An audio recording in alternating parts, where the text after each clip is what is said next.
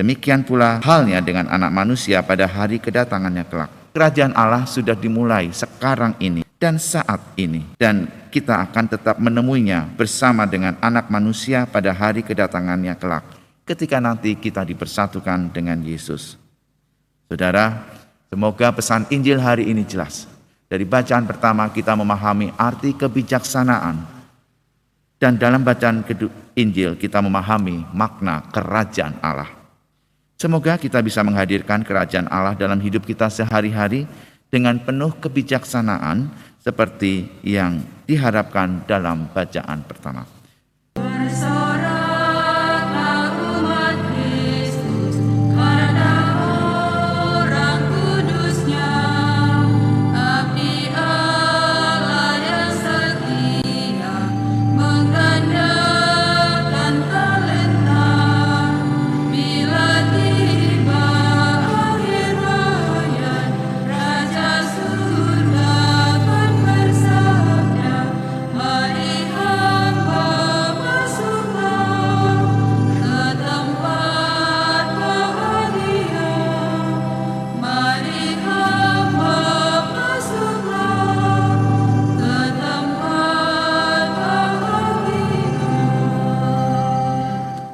Dalam nama Bapa dan Putra dan Roh Kudus. Amin. Rahmat Tuhan kita Yesus Kristus, cinta kasih Allah dan persekutuan Roh Kudus bersamamu. Dan bersama rohmu.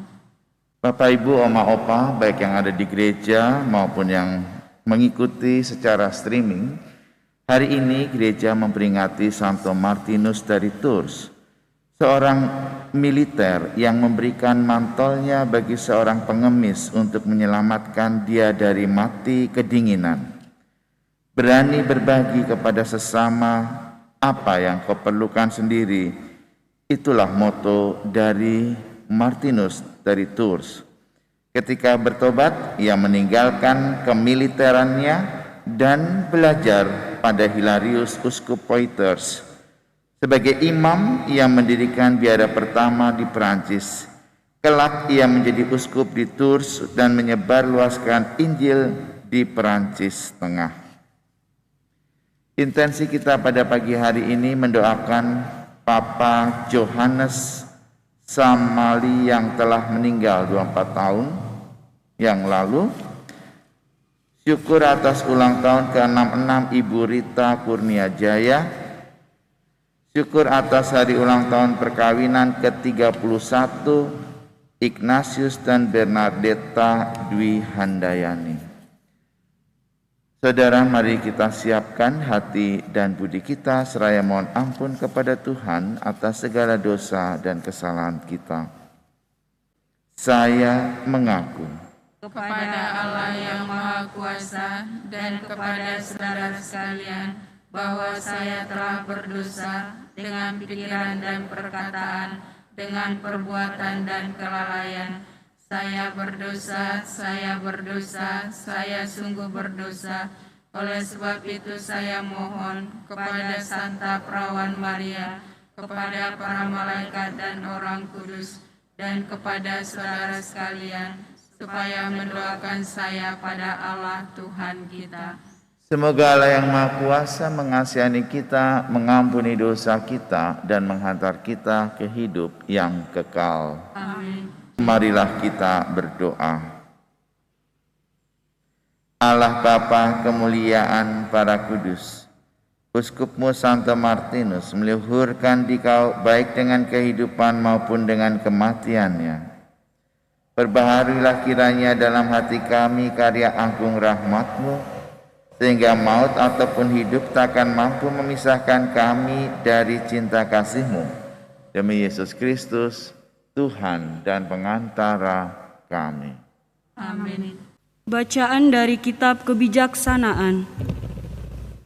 Di dalam kebijaksanaan ada roh yang arif dan kudus, tunggal, majemuk dan halus, mudah bergerak, jernih dan tidak bernoda, terang, tidak dapat dirusak, suka akan yang baik dan tajam, tidak tertahan, murah hati dan sayang akan manusia, tetap, meyakinkan dan mantap, Maha Kuasa dan memelihara semuanya, serta menyelami sekalian roh yang arif, murni dan halus sekalipun. Sebab kebijaksanaan lebih lincah dari segala gerakan, karena dengan kemurniannya ia menembus dan melintasi segala-galanya. Kebijaksanaan adalah nafas kekuatan Allah dan pancaran murni kemuliaan yang Maha Kuasa. Karena kebijaksanaan merupakan pantulan cahaya kekal dan cermin tak bernoda kegiatan Allah serta gambar kebaikannya. Meskipun tunggal, namun kebijaksanaan mampu akan segala-galanya. Dan walaupun tinggal di dalam dirinya, namun membaharui semuanya. Dari angkatan yang satu ke angkatan yang lain, ia beralih masuk ke dalam jiwa-jiwa yang suci, yang olehnya dijadikan sahabat Allah dan Nabi. Tiada sesuatu pun yang dikasihi Allah, kecuali orang yang berdiam bersama dengan kebijaksanaan. Sebab kebijaksanaan lebih indah daripada matahari, dan mengalahkan setiap tempat bintang-bintang. Dibandingkan dengan siang terang, dialah yang unggul, sebab siang digantikan malam, sedangkan kejahatan tak sampai menggagahi kebijaksanaan. Dengan kuat ia meluas dari ujung yang satu ke ujung yang lain, dan halus memerintah segala sesuatu. Demikianlah sabda Tuhan. Syukur kepada Allah. Mazmur tanggapan. Ya Tuhan, untuk selama-lamanya firman-Mu tetap teguh. Ya Tuhan, untuk selama-lamanya firman-Mu tetap teguh. Untuk selama-lamanya ya Tuhan, firman-Mu tetap teguh di surga. Ya Tuhan, untuk selama-lamanya firman-Mu tetap teguh. Kesetiaan-Mu dari keturunan ke keturunan, bumi Kau tegakkan sehingga tetap ada. Ya Tuhan, untuk selama-lamanya firman-Mu tetap teguh. Menurut hukum-hukum-Mu sekarang semuanya itu ada, sebab segala sesuatu melayani Engkau. Ya Tuhan, untuk selama-lamanya firman-Mu tetap teguh. Bila tersingkap, firman-Mu memberi terang, memberi pengertian kepada orang-orang bodoh. Ya Tuhan, untuk selama-lamanya firman-Mu tetap teguh. Sinarilah hamba-Mu dengan wajah-Mu, dan ajarkanlah ketetapan-ketetapan-Mu kepadaku. Ya Tuhan, untuk selama-lamanya firman-Mu tetap teguh. Biarlah jiwaku hidup supaya memuji-muji Engkau, dan biarlah hukum-hukum-Mu menolong aku. Ya Tuhan, untuk selamanya firman-Mu tetap teguh.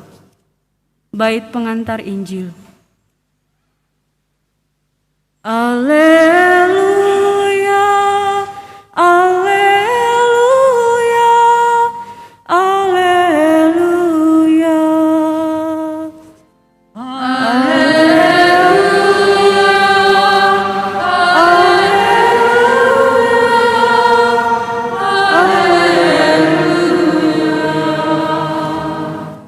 Akulah pokok anggur, kalian ranting-rantingnya, sabda Tuhan. Tinggallah besertaku, maka aku tinggal besertamu, dan kalian akan berbuah banyak.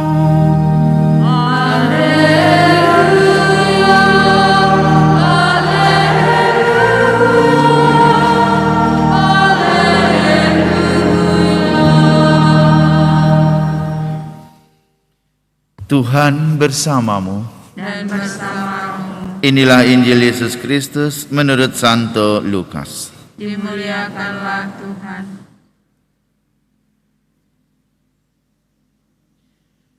Sekali peristiwa, orang-orang Farisi bertanya kepada Yesus, kapan kerajaan Allah itu datang? Yesus menjawab, Kerajaan Allah datang tanpa tanda-tanda lahiriah. Tidak dapat dikatakan, lihat, ia ada di sini, atau ia ada di sana. Sebab sesungguhnya kerajaan Allah sudah ada di tengah-tengahmu. Yesus berkata kepada para murid, akan datang waktunya kalian ingin melihat salah satu hari Anak Manusia itu, tetapi kalian tidak akan melihatnya.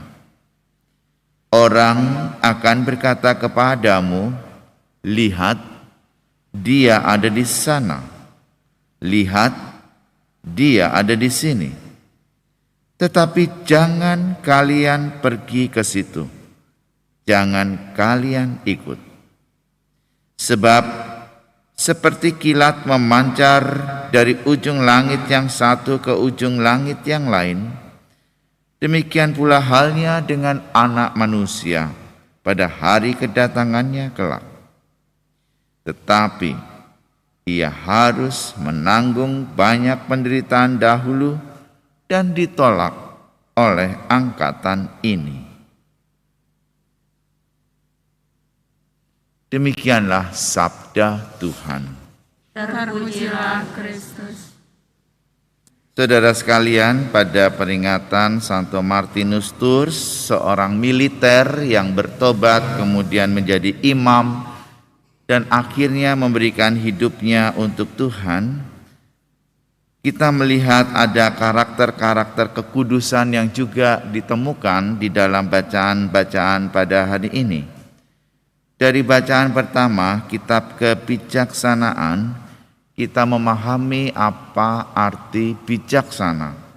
Dalam Perjanjian Lama, kitab kebijaksanaan, bijaksana itu diartikan sebagai tunggal, majemuk, halus, mudah bergerak, jernih, tidak bernoda, terang, tidak dapat dirusak, suka akan yang baik, tidak tertahan, murah hati, sayang akan manusia, tetap meyakinkan, mantap, maha kuasa, memelihara semuanya, menyelami sekalian, roh yang arif, murni dan halus sekalipun. Ya, kalimatnya cukup panjang, tetapi maksudnya jelas. Bijaksana itu asalnya dari roh Allah. Kebijaksanaan adalah nafas kekuatan Allah dan pancaran murni kemuliaan yang maha kuasa. Sumber dari kebijaksanaan adalah Allah sendiri. Kebijaksanaan tidak dapat dilihat secara kasat mata, namun dapat dirasakan gejala dan fenomenanya. Salah satunya, dia senantiasa membawa kepada kebaikan. Kebijaksanaan senantiasa mengarahkan kepada kehendak Allah, sehingga ia dijadikan sahabat Allah dan Nabi. Tiada sesuatu pun yang dikasihi Allah kecuali orang yang berdiam bersama dengan kebijaksanaan.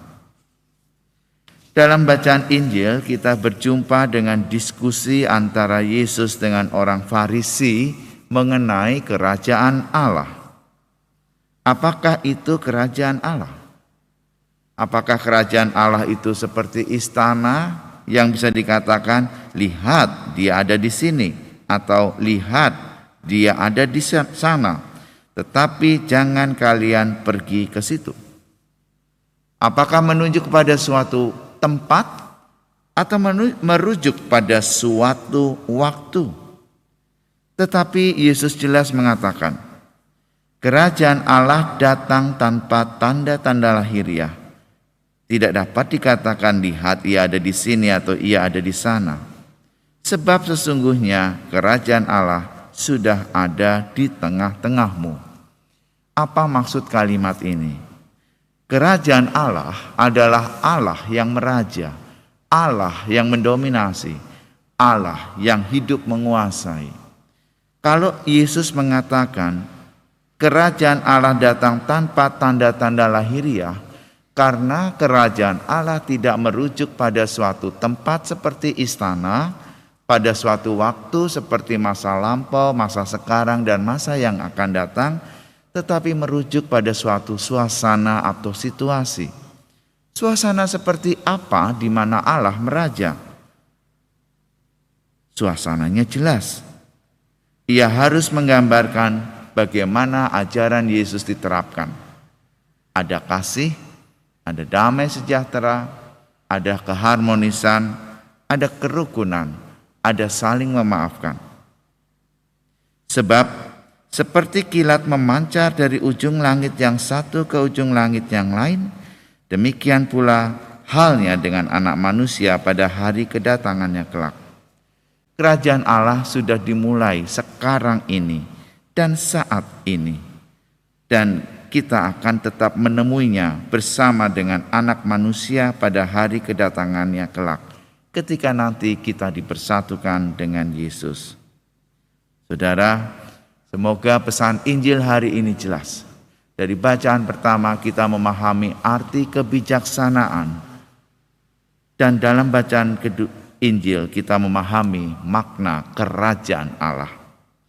Semoga kita bisa menghadirkan kerajaan Allah dalam hidup kita sehari-hari dengan penuh kebijaksanaan seperti yang diharapkan dalam bacaan pertama. Tuhan memberkati. Marilah kita berdoa. Allah Bapa, pusat hidup kami, Engkau telah menyegarkan kami dengan ekaristi, tanda kesatuan. Semoga hati kami selalu senada dengan kehendak-Mu, sehingga sebagaimana Santo Martinus, kami menyerahkan diri seutuhnya kepadamu dan menjadi milik-Mu seutuhnya. Demi Kristus Tuhan dan pengantara kami. Amin. Tuhan bersamamu Dan bersama roh-Mu. Semoga Allah yang Maha Kuasa memberkati saudara sekalian, dalam nama Bapa dan Putra dan Roh Kudus. Amin.